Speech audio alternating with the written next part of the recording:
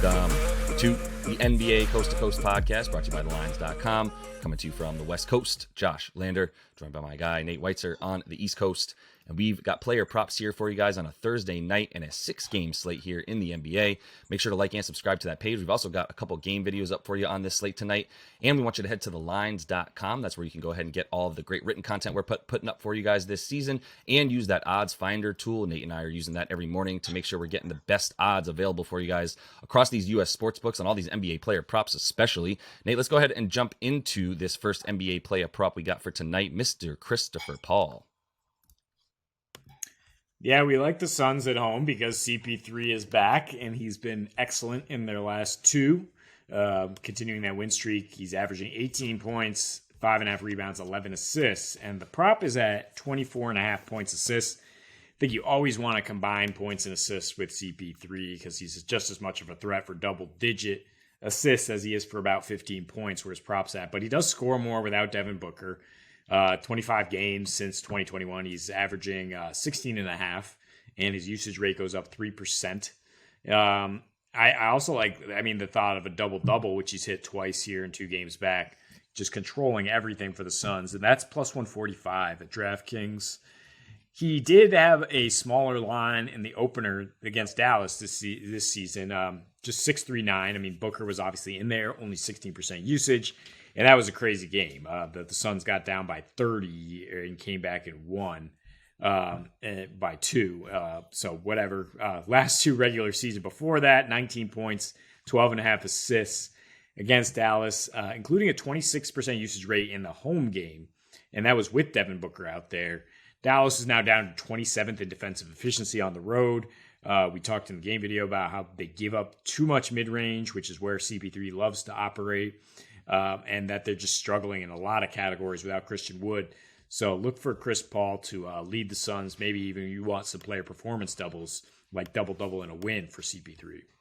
I love it. Yeah, I love the double-double. I thought it might get a little bit more, but I guess the 11 dimes in 2 games that he's averaging will mean that you're not getting quite as much juice on a double-double for Mr. Paul. But I think it's a pretty good bet either way to get plus 150 or so for him to do that in this one. I love the way that he's kind of come back and seems like he's like, I'm not only going to get, my points that you guys said I couldn't get last time I was out here before I got hurt.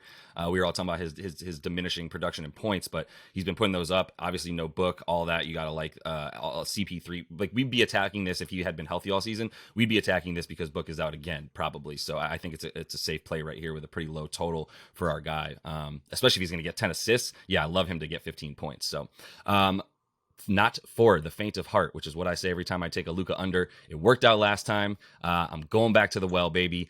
But I'm going PRA. Last time I went under 34.5 points for Luka. He scored 34. Got that right. Going under 53.5 points, rebounds, and assists, man. It's so freaking high. Like, I understand for him and Giannis, it's not that crazy, and Joker and whatever, but like, it's still the regular season. And 53.5 is a ton. His last 4 in the regular season versus Phoenix, 30.5 points a game, 7 boards, 7 assists. That's all in about 36 minutes per game. It's those shooting splits, 44% from the field and that 28% from deep, because he still has a 38% usage rate. The reason you worry about him scoring is the 10.5 free throw attempts a game he's been getting against them as well. Look, in his last 10, he's not even averaging this 53.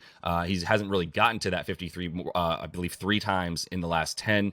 32 points, 10 boards, and 7 assists a game in that time frame in 40 minutes a game, Nate. Like, dude's not coming out because they realize the on-off numbers are too stark, especially when guys like Christian Wood are out of the lineup. But Phoenix defense, baby. In their last 4, 102.3 defensive rating. They are allowing the 4th fewest three-pointers. They are just as importantly allowing the 10th fewest free throw attempts a game as well. We know Dallas scoring the 4th most points off of turnovers as of late, and Luka doing a ton of that damage with about almost 11 free throws attempts a game. So it does scare you a little bit, but I expect this to be a little bit more grindy than I do expect it to go nice and fast and be a fluid offensive game of any kind.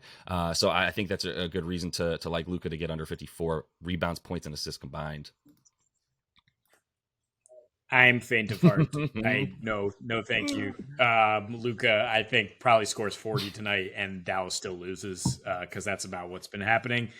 And I think my angle here would be with Joker now missing 3 of his last 4 with a sore hamstring, and Luka down to plus 425, plus 450 for MVP, maybe you put a little scratch on that because he is just absolutely dragging this team. It's not even close. And Joker got the MVP with that narrative last year. No supporting cast. Now he has a great supporting cast. I mean, they were hanging with the Bucks last night without him.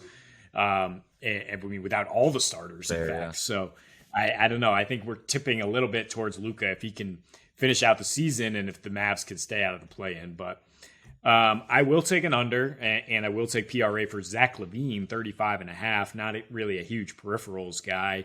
And I kind of like the 25.5 points under, which is actually plus money. It's much better odds because it's right around where he's usually scores. And it looks like a great matchup against Charlotte for sure. Charlotte, we've talked about the weirdly actually, I mean, not weird, I guess, but they're above average at home, especially guarding the 3-point line.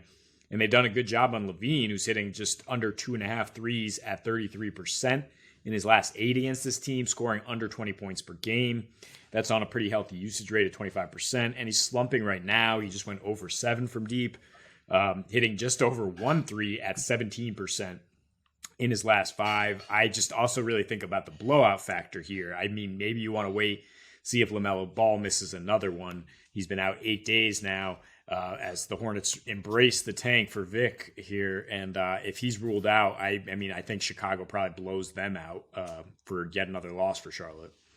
Yeah, I won't spend too much time harping on this one. I would agree. I think the blowout factor is there, and I like adding the peripherals as well. I think you found something a bit with the Zach Lavine not necessarily caring too much about playing Charlotte as it seems, and the slight above. I think the margins are correct here for you basically in all the places that you would want to go under for Zach Lavine tonight. So let's finish things off in that game that we do have a game video about the C's and the Knicks, and I'm going Rob Will here. Seems pretty obvious to target the other huge rim, ferocious rim protector on one side when Mitchell Robinson, who is that for the Knicks, on the other side is not playing.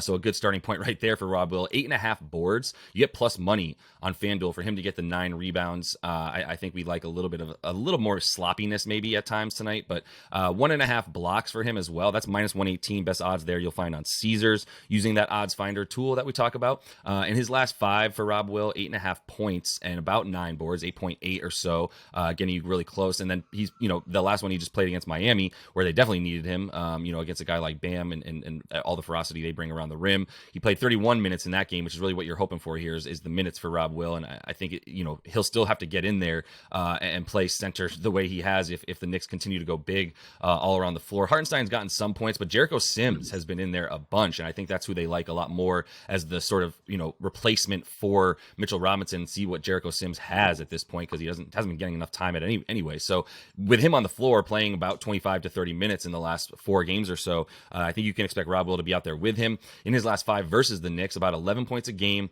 8.8 rebounds and 4 blocks per game as well. Relevant here is when he plays without Marcus Smart as well, who's not playing tonight. His last 6 games in the regular season without Marcus Smart, about 10.7 boards and 29 minutes per game. They need a little extra defensive help when Smart is not out there. 9 blocks as well in the last 5 without Smart, as there's probably a few more guys getting to the rim without Smart's perimeter defense on there. I think there's some opportunity for guys to get closer to Rob Will and then find out that he's one of the best shot blockers in the league. So over 1.5 there is also pretty good. Love the rebounds alone, even without the points though, because of the juice you get on FanDuel there. Yeah, the rebounds are really skyrocketed without Smart, who's kind of like not necessarily positionally a power forward, but I feel like he affects the paint more than you would expect from any other guard. Just the way the Celtics play cohesively, and I think that's going to lead to a lot more minutes for Rob Will, like you said. Yeah, that's the Dylan Brooks style of play. Dylan Brooks is a shooting guard playing power forward as well, and guarding guys who are taller than him all over the floor. Marcus Smart loves to do that, and so I think Rob Will is going to need to come up big without Smart there tonight. And that is all the time we have for you guys in this one. Make sure to like and subscribe to that page. Continue to follow along with us each and every weekday this season. And until we see you next, happy betting.